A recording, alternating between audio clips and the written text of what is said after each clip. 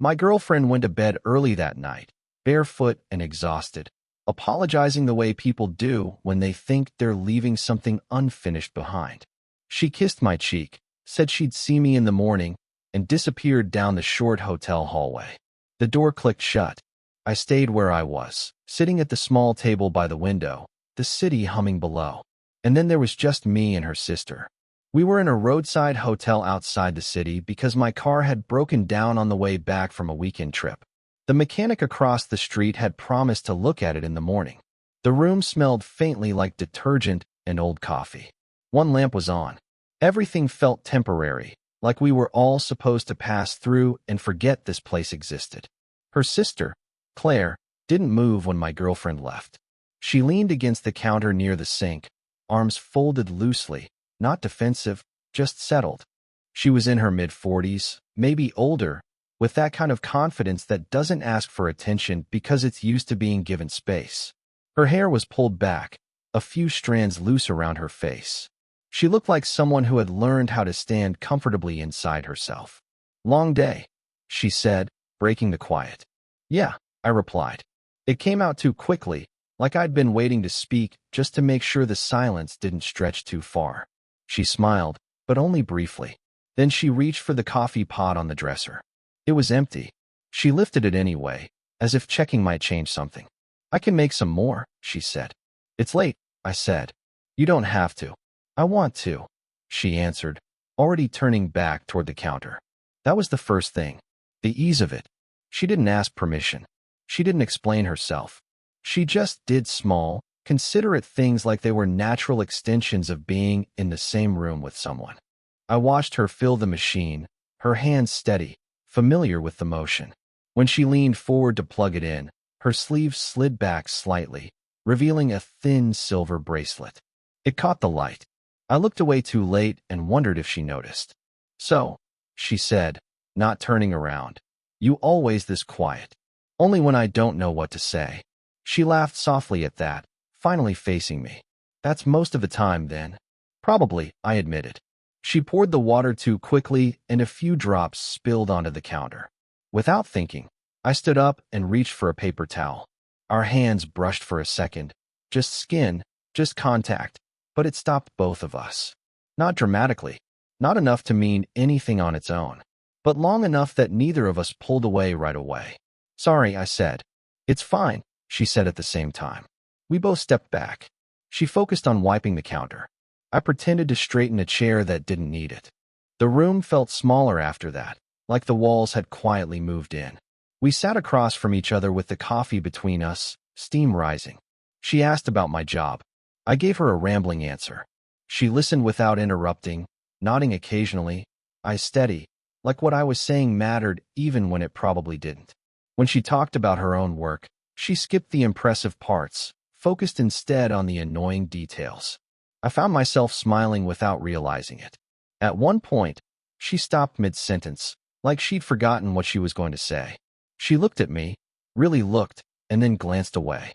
"You should get some rest," she said gently. "Yeah," I said. "You too." She stood, hesitated, then reached out and adjusted the crooked edge of the tablecloth. A meaningless gesture. Or maybe not. She turned off the lamp before heading toward the door, leaving the room dim, washed in city light. "Good night," she said. "Good night." I lay awake long after, staring at the ceiling, replaying the way her hand had felt against mine, and wondering why that single, quiet moment refused to let me go. The next morning stretched longer than it should have. My girlfriend left early to grab breakfast and check messages for work, promising to be back before the mechanic finished with the car. Claire and I walked across the street together instead, the air still cool, the sun not fully committed to the day yet. The repair shop smelled like oil and burnt coffee. A radio played softly behind the counter, something old and a little sad. We were told it would take a couple of hours. "That figures," Claire said, folding her arms as she listened. Her voice was calm, but I noticed the way her shoulders tightened just slightly, like she'd been bracing herself since before we even arrived. There was a small waiting area with plastic chairs and a low table covered in outdated magazines. She sat down, crossing one leg over the other, purse placed neatly at her feet. I sat a chair away from her, not next to her. I wasn't sure why that felt important. For a while, we didn't talk. She flipped through a magazine without really reading it. I watched her hands instead, the way her fingers paused on the page edges, like she was counting something in her head. The thin bracelet was still there. Different shirt. Same quiet energy. "You don't have to stay," she said suddenly, not looking up. "You could walk back, get some work done." "I don't mind," I said. "I'm in no rush." That made her look at me. Really look this time. There was a flicker of something there. Surprise, maybe. Or relief. She nodded once and went back to the magazine. "I'm just tired," she said after a moment, like she needed to explain herself to the room. "Didn't sleep much." "Me neither." She smiled at that, small and quick, then caught herself and looked away again. Guarded. Like she'd already said more than she meant to. A few minutes later, the mechanic asked if one of us could help him locate a part in the trunk. Claire stood up first, then stopped. Looked at me. "Do you mind?" she asked. I shook my head and followed her outside. The trunk popped open with a dull clunk.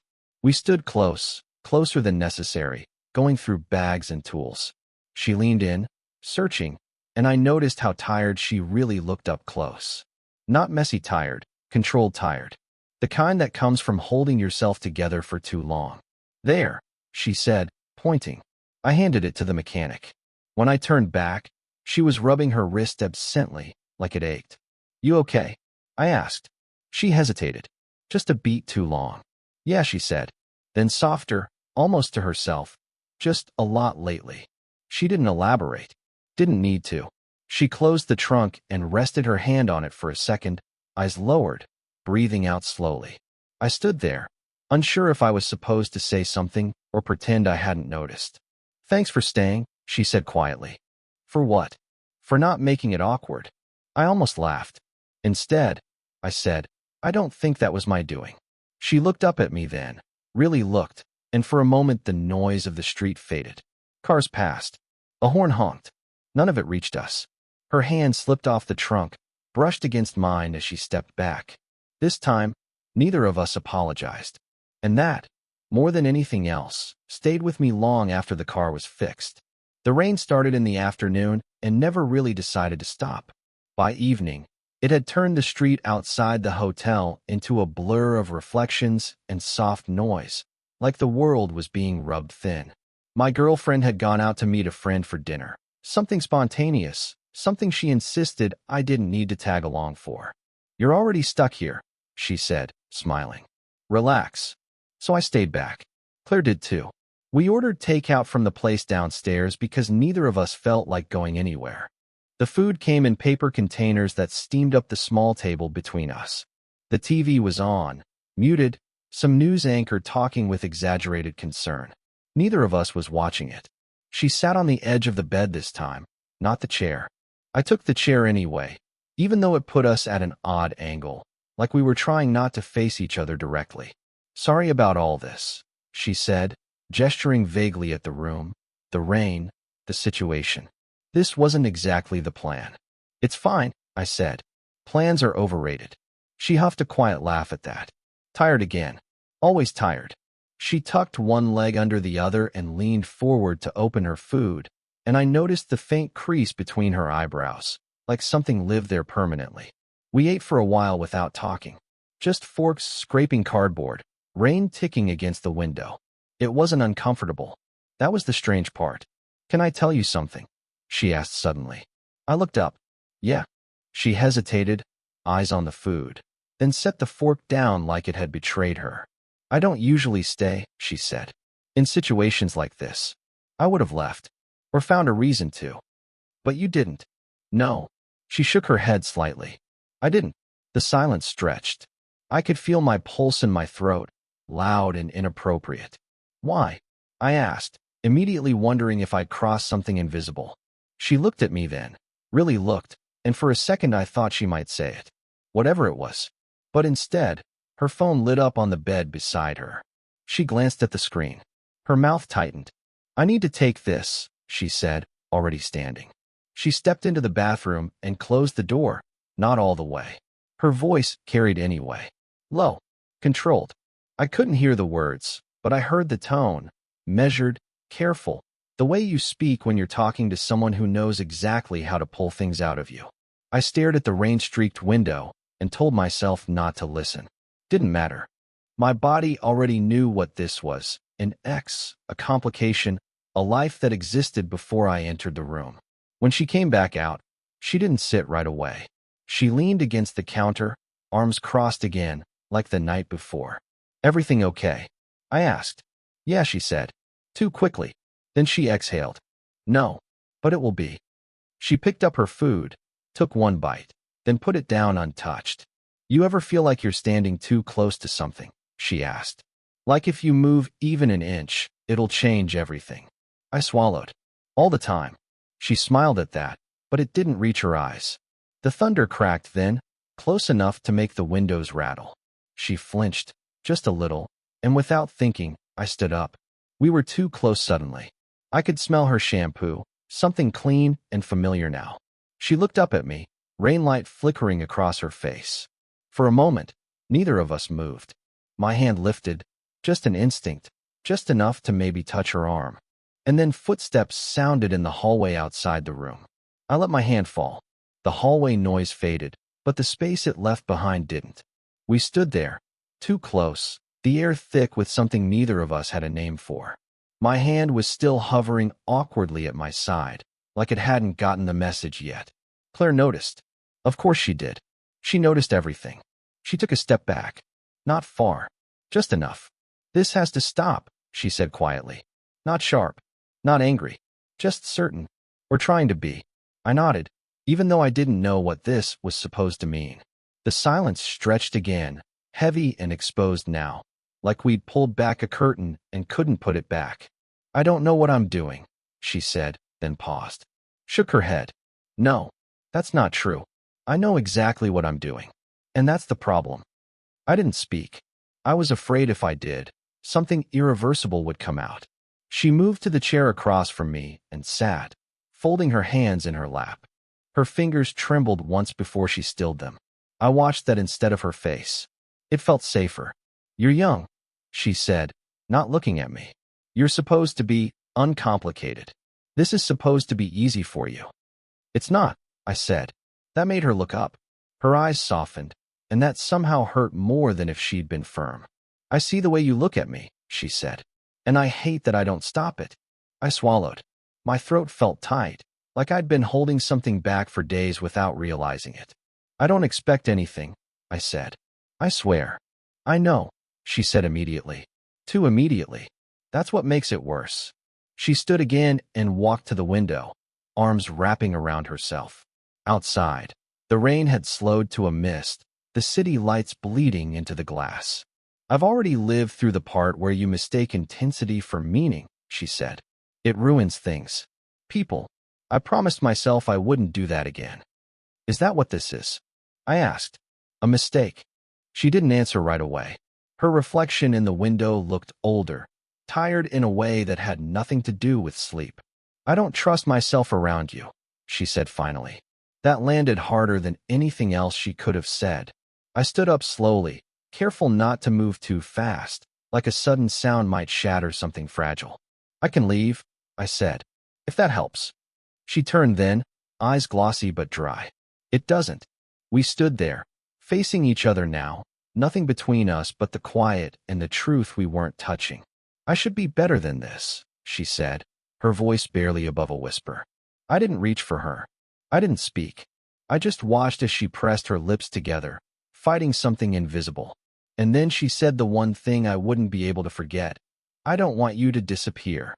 The shift didn't come with a bang. No raised voices. No sudden decisions.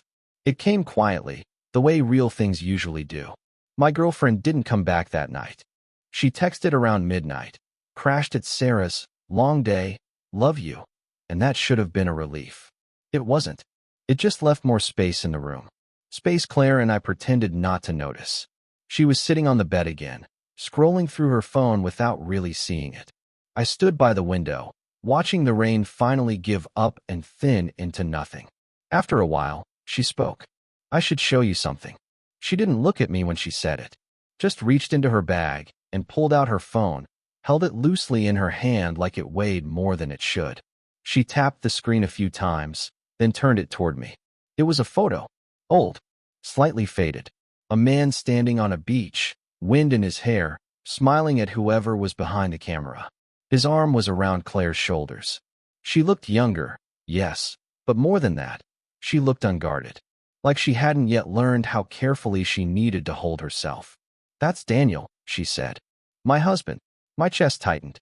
"Was?" I corrected gently, immediately unsure if I should have said anything at all. She nodded. "Yeah, was." She took the phone back and stared at the image for a moment longer before locking the screen. "He died 6 years ago," she said. Not dramatic. Not broken. Just factual. Like she'd said it enough times to know where to breathe. "I'm sorry," I said. It felt thin. Inadequate. "He was younger than me," she went on, eyes fixed on nothing now. "By almost 10 years. Everyone thought it was strange. Temporary. Something I'd grow out of." I didn't move. "He made me feel chosen," she said. "Not admired. Not tolerated. Chosen. And when he got sick, everyone kept telling me I was strong. That I'd be fine. That I'd bounce back." She let out a quiet, humorless laugh. "Turns out, you don't bounce. You just rearrange yourself around the missing parts." She finally looked at me then. Really looked. "And you scare me," she said. I didn't ask why. "Because you don't try," she continued. "You don't perform. You don't need anything from me. You just—" She stopped, shook her head. "You look at me the way he used to. Like I'm already enough." The room felt unsteady. Like something inside me had shifted its footing. "I'm not him," I said carefully. "I know," she said. "That's the worst part." She stood, walked past me toward the bathroom, then stopped. Her hand rested against the doorframe. Fingers curled slightly, knuckles pale. "I thought that part of my life was over," she said quietly. "The part where someone gets under my skin without asking permission." She didn't cry. She didn't break. She just stood there, back to me, breathing shallowly. And then she said, almost like a confession she hadn't meant to make aloud, "I don't know how to want something and survive it at the same time." Neither of us moved after that. But something irreversible had already begun. The morning came soft and gray, like it didn't want to interrupt anything. Neither of us had slept much. There was evidence of that everywhere.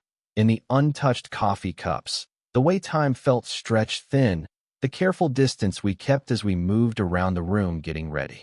My girlfriend was due back before noon. We both knew that. We didn't say it. Claire stood by the sink, rinsing her mug even though it was already clean. I watched her reflection instead of her directly. It felt less intrusive somehow. "I keep thinking," she said, not turning around, "that if we name this, it becomes something I have to destroy." I leaned against the wall. "And if you don't?" She dried her hands slowly. "Then I have to live with knowing I saw it coming." Silence again. Different this time. Not charged. Settled. Like we were standing at the edge of something that had already decided its shape. "I don't want to be a replacement," I said. The words surprised me by how steady they sounded. "And I don't want to be a problem you solve by walking away." She nodded. "Once. You're neither." She finally turned to face me. Up close. There was no drama in her expression. Just honesty. Weariness. Relief, maybe. "I'm not good at beginnings anymore," she said. "They feel irresponsible." "I'm not asking for a beginning," I said. "I just don't want to pretend this didn't happen." Her breath caught slightly at that. Just enough for me to notice.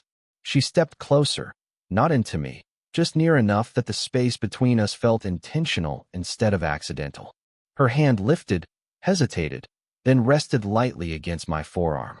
Not gripping, just there. Warm. Real.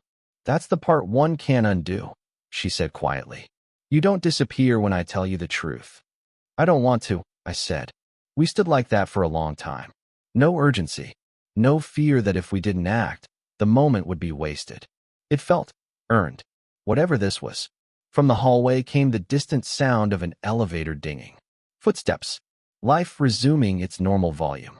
She leaned her forehead briefly against my shoulder. Not in surrender. Not in escape. Just a pause. A breath. "Whatever happens next," she said, voice low, "it has to be careful." "I know," I said. She pulled back first, straightened her posture. The confident woman again, but changed now, subtly, like something had shifted its weight inside her. When the door finally opened later and my girlfriend stepped back into the room, smiling and apologetic, Claire was already at the window, looking out. I was tying my shoes. Nothing looked different. But when Claire passed me on her way out, her fingers brushed mine. Once, deliberate, unmistakable. That was all. And somehow it was enough. I'm telling this now from a quieter place. Time passed. Not dramatically. Just enough for things to settle into their proper shapes. The hotel became a memory. The rain blurred into something symbolic in hindsight.